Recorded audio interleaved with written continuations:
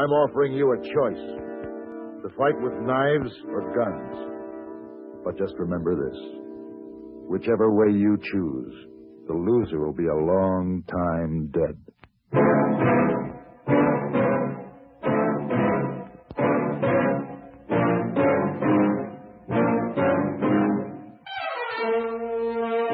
Have Gun Will Travel.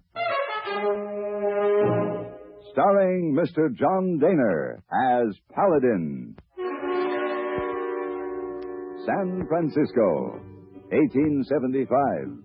The Carlton Hotel. Headquarters of a man called Paladin.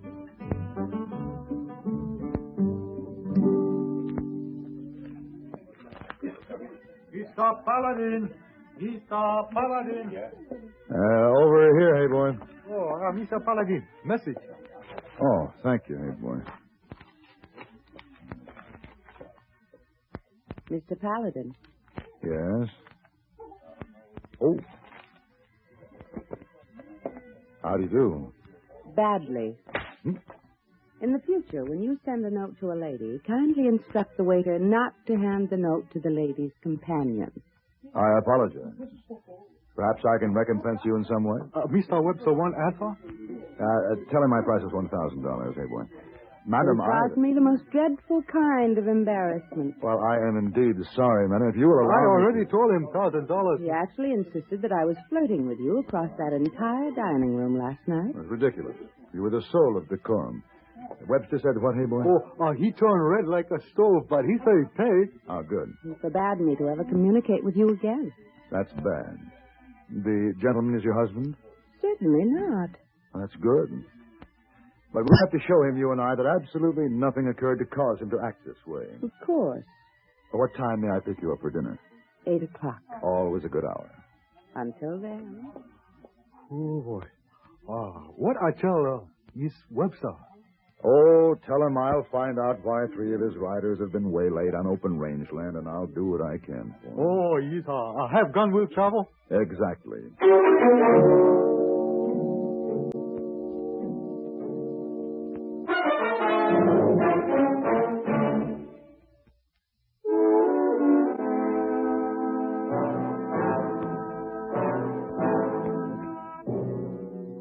The trail to the Brazos River is a long and lonely one, and it took 10 days hard riding to get there. Once I was there, it was nothing but brackish, muddy water, the product of an unfriendly nature. A mile beyond, the trail sloped up into the rocks. It was hard going. Hold it right there. Man's on your left, man's on your right, and I'm here. Comes your rod. Unbuckle that gun belt, let her drop.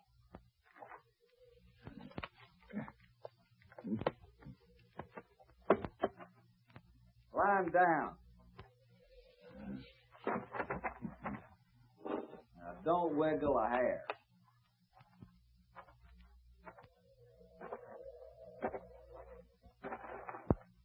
Boys? Yes, sir.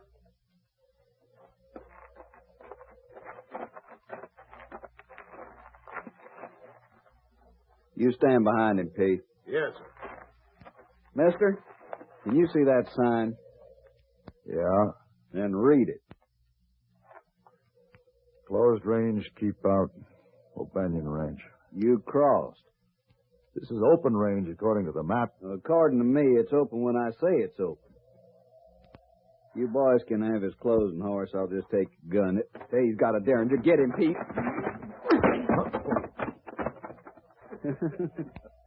You don't talk so tall now, does he?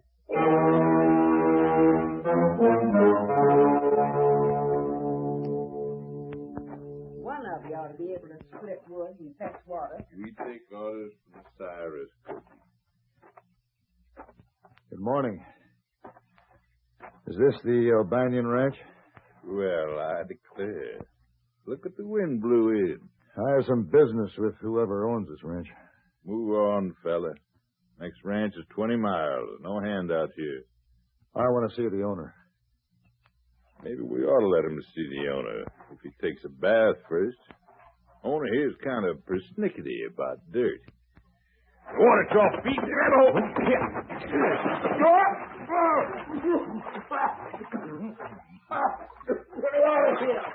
You think you're pretty smart, and you're dirtier than he is. Get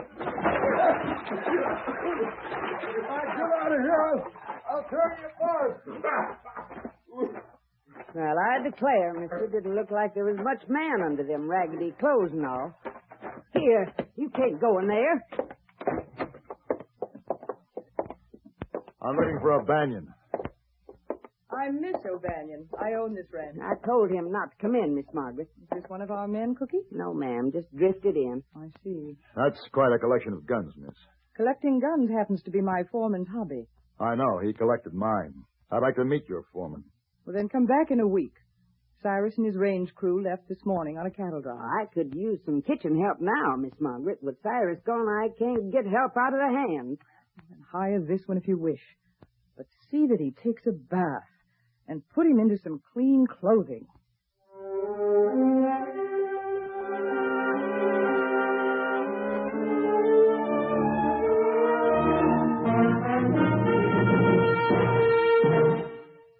Say, let me put a question to you. How much do you appreciate the things that make life just a little easier? Like living any place you've a mind to. Now, according to our Constitution, if we don't like where we live, we can move to any other state we want to. All we have to do is hop in our car or take a train or a plane, and off we go. And when we get where we're going, there's plenty of stores and shops and tradesmen to help us in our new home. But let's go back a spell to 1790 and see what happened then when folks got the urge to move. If you were living back then, you'd maybe pick up a copy of the Providence Gazette, and you read an article called Advice to American Farmers. It tells all about moving out west, which is western Pennsylvania and Ohio in 1790. It says if you're moving, you'd better take along some apple, peach, and garden seeds, a kettle for boiling, maple sap, and, of course, a gun and plenty of ammunition. You should also have a Bible. Other folks moving west in 1790 took along maple saplings to plant, or homemade tools they could use to build boats when they got there. Boats were about as important as horses in 1790. Most of the towns were built inside a fort, since the Indians didn't especially like all this pioneering that was going on, and guns and ammunition were worked overtime. And Indians weren't the only ones who gave folks trouble. There was plenty of bear and wolves and other wild animals to keep folks on their toes. But somehow, in spite of all the fuss and bother of moving into a new community, folks in 1790 didn't complain. They just kept working and fighting, so living would be easier in the future. The future you're now protecting.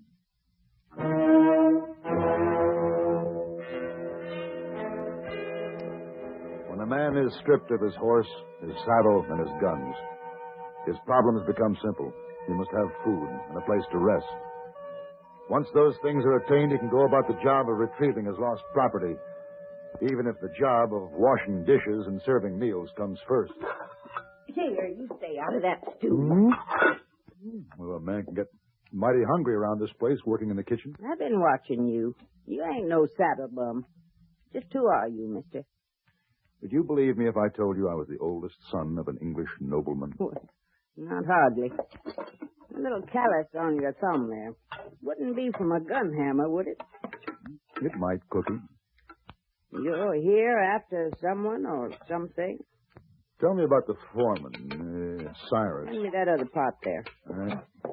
Cyrus runs the whole ranch for Miss Margaret. Has ever since the folks died. Why doesn't she run it? She's a lady. You could see that. Drinks tea and reads poetry books all day. You're still an Obannon. Pouring them peeled potatoes. You know, Cookie, puzzles me. This kind of range should support thousands of head of cattle.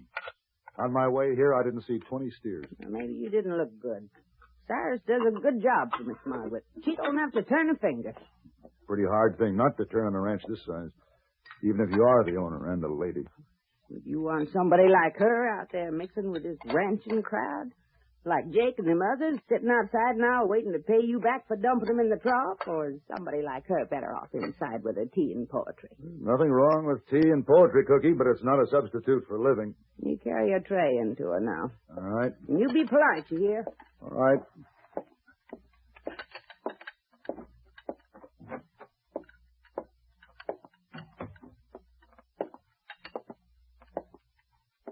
Tea?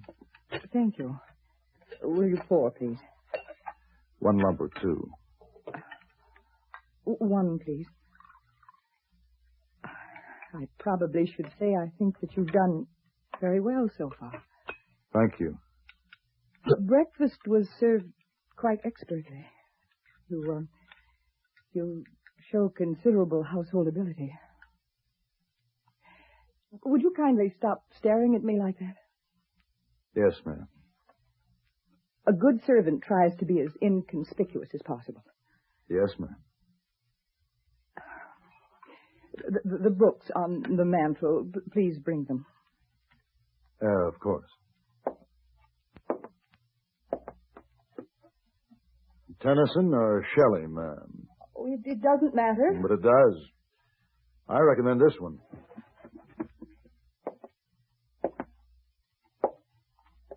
Shakespeare.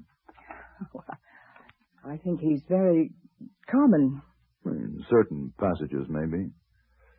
He deals with common ideas, but in words of uncommon beauty. Really? And are you a poet? No, but I've read some. I see.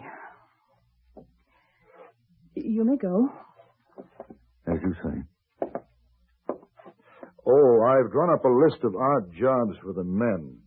Hard work always improves ranch discipline. You've drawn up a list? Yes. Well, I understand you're in some difficulty with the men. Nothing that can't be straightened out. Oh. Well, in that case, please feel free to oversee things. Thank you. Saladin. Yes, ma'am? I hope they thrash you within an inch of your life.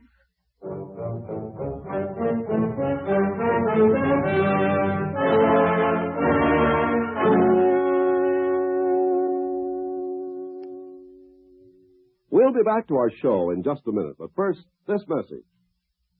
You know, our servicemen overseas have a wonderful opportunity to observe new customs and traditions. They find, too, that these ideas aren't so strange after all. For instance, take this business of tattooing. On some of the islands of the Pacific, the natives adorn themselves with tattoo marks indicating the group they belong to or the gods they worship. Among the Brahmins and Mohammedans, a tattoo is used as a mark of caste, although the caste system is rapidly disappearing. In Japan, skilled artists create truly beautiful designs using the human body instead of a canvas. Well, all this might sound strange, but tattooing is not unknown in our culture. However, as some of our servicemen have observed, it's a little embarrassing when a fellow with a tattoo that reads, "John loves Mary," takes as a wife a girl with the name of Josephine. Or the young man with a beautiful anchor on his chest finds himself in the Army or the Air Force. From another standpoint, the beauty marks worn by some women of Western civilization are nothing more than a form of tattoo. And the same thing is true about other customs and traditions of all countries. The way of doing things may be different, but the ideals are the same. These customs are important to the people who follow them, and our servicemen are helping to maintain goodwill by observing the customs of other people in other lands.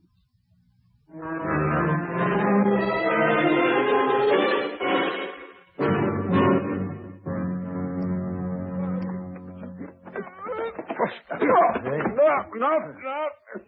Any of you others want to take it up?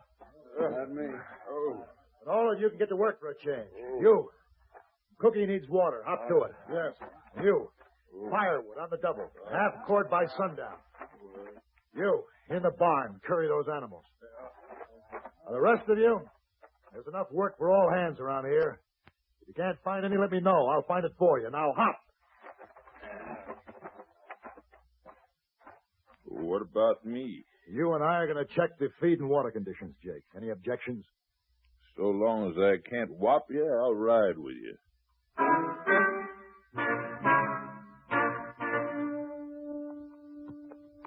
Well, that's about the size of it.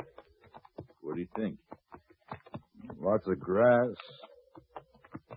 Plenty of water. Everything but cattle. Does Miss Obannon know there's not even breeding stock left out here? She knows what Cyrus tells her. No more. Oh. Go on. He even makes sure we don't get visitors through here poking around, asking the kind of questions you're asking. I'm sure of that. Does he keep any sort of records? Feed bills, ledger book in the barn. If you're going to buck Cyrus and his range crew, don't count on much help. Well, I'm going to count on you for one thing, Jake. Those books. I want to look them over. Now, wait. Miss Margaret, what's she doing out here? Ain't seen her on horseback since you went away to that fancy school. Go on back, Jake. I'll be right along. Yes, sure. Give her.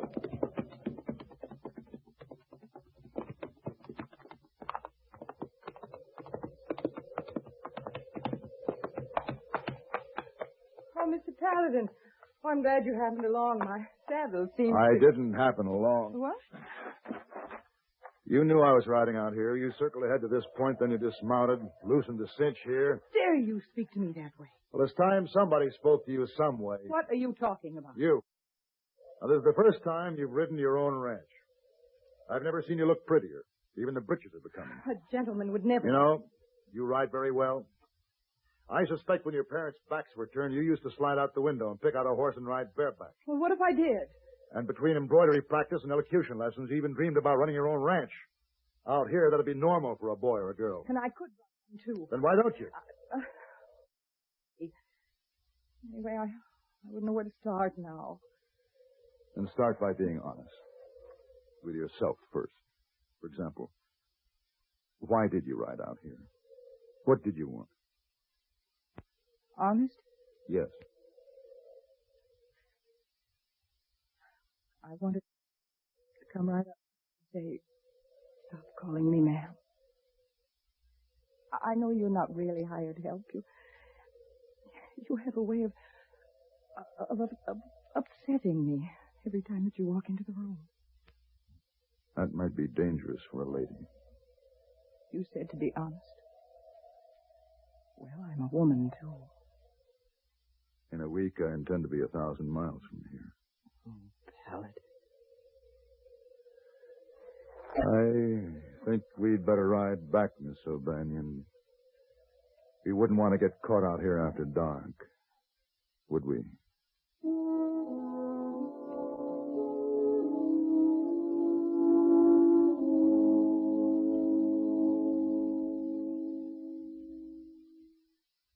On July 30th, 1619, the first representative assembly in America met in a log church in Jamestown, Virginia.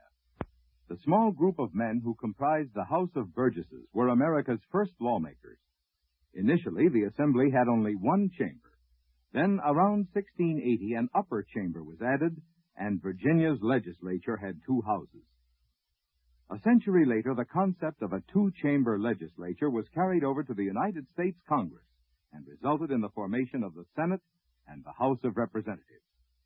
For almost 300 years, this type of legislation has been an important characteristic of American democracy.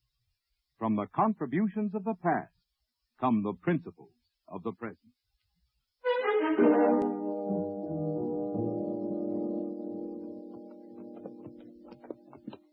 The ranch is pretty quiet. I wonder where everyone is. Isn't it supposed to be this way? Just you and I. We're the only ones left in there. Alan, Jake? Cyrus is back. Where? Inside. What can I do? Well, that depends on Miss Obannon. She's the boss here. Oh, but... Are those the ranch books? Yeah. Give them to me. Maggie, you're broke. Broke? Your range is stripped clean. Cyrus has the power to sign loans, and he's used it. Oh, no. What'll I do? You'll help yourself or you'll lose the place. Well, well. Cyrus. I wondered where everybody was. I see you've been going to a lot of trouble. My bucks, huh? That's right. I wouldn't worry too much about them. See, what's to worry about are these notes I hold right here. Notes? That's what I was going to tell you.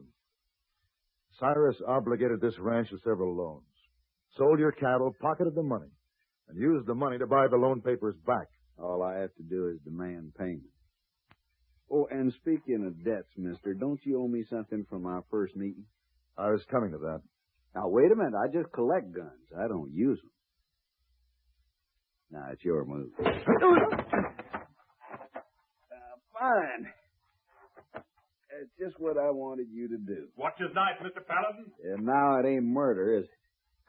Just self-defense. I'm going to cut you open like a punky. Hold it. The next bullet won't be wasted on the air.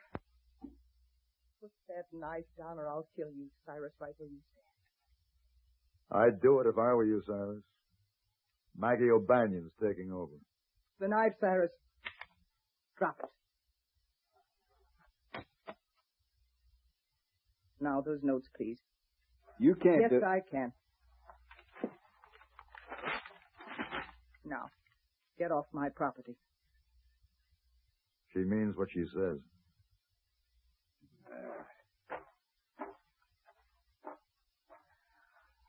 How'd they do, Paladin? Fine, Maggie. Fine.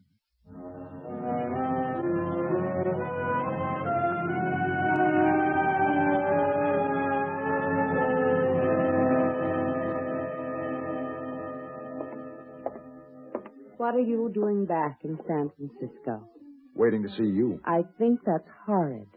I just managed to get Roger straightened around to where he's decent to me again, and now you show up. Would you rather I left again? He's terribly difficult. What did we do the last time he became difficult? We went out to dinner and had a perfectly charming evening. Then may I suggest that we do the same thing again tonight? 8 o'clock is always a good hour. Until then, dear lady. Until then.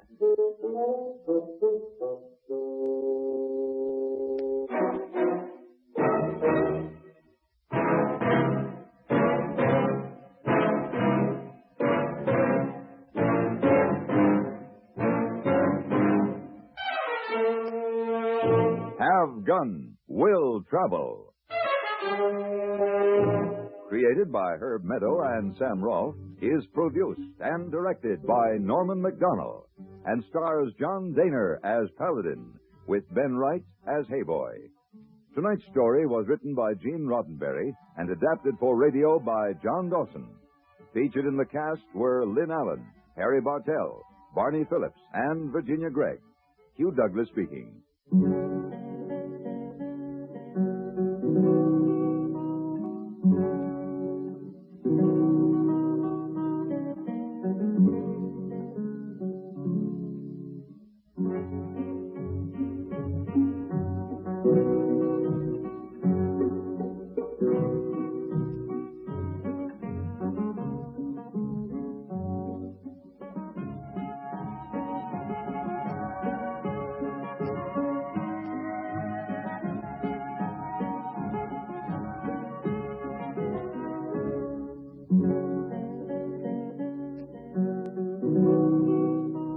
Have Gun Will Travel is brought to you through the worldwide facilities of the Armed Forces Radio and Television Service.